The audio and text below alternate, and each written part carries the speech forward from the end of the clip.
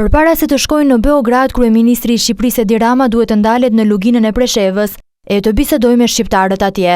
Është kjo deklarata e Jonuz Musliut, i shkreu JCPMB-s, aktualisht kryetari i Kuvendit të Bujanocit, bërë mbrëm në emisionin Airport nga Erion Arusi. Sipas tij, Rama duhet të njihet me shqetësimet dhe problemet e shqiptarëve atje përpara se të bisedojë me zyrtarët serb. Rruga që do të lëvizë kryeministri Rama në drejtim Beogradit, lëviz përmes Bujanocit. Se duhet spaku të vinë spari në Bujanos dhe Preshev, pastaj duhet lëvizë në drejtim të Beogradit. Duhet të ulet dhe të bisedojnë me lider shqiptar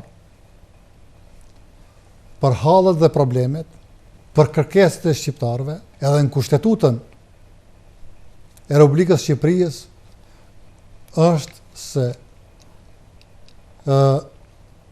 kryeministri duhet të mbrojë të gjithë shqiptarët.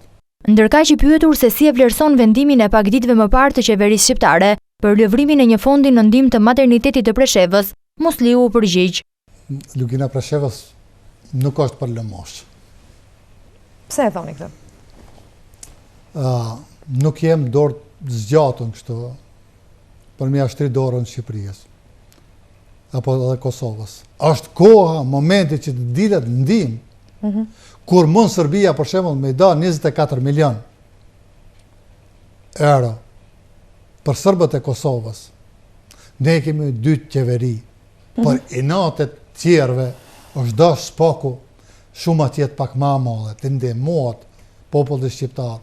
Gjatë emisionit, kryetari i Kuvendit të Bujanocit përsëriti edhe një herë deklaratën e bërë pak ditë më parë, se aneksimi i Krimes nga Rusia lehtëson procesin e luginës së Preshevës për bashkim me Kosovën, duke kujtuar verdiktin e dhënë nga populli shqiptar i luginës me anë të referendumit të marsit të vitit 1992.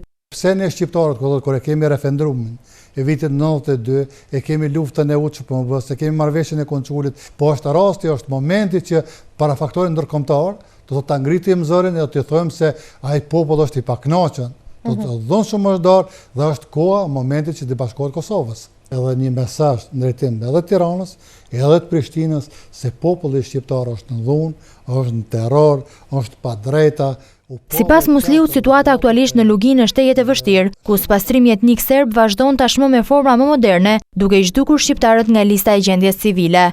Do thotë në vitin 2014, do thotë kjo është vrasja e dytë e shqiptarëve në mënyrë të kulturume, para botës, do thotë se Jonuz Musliu nuk është shtëpi dhe nuk figuron si banor i Bujanocit, po themi. Nuk ekziston. Nuk ekziston as si shtet as më i Serbisë. Nuk ekziston si shtet as më.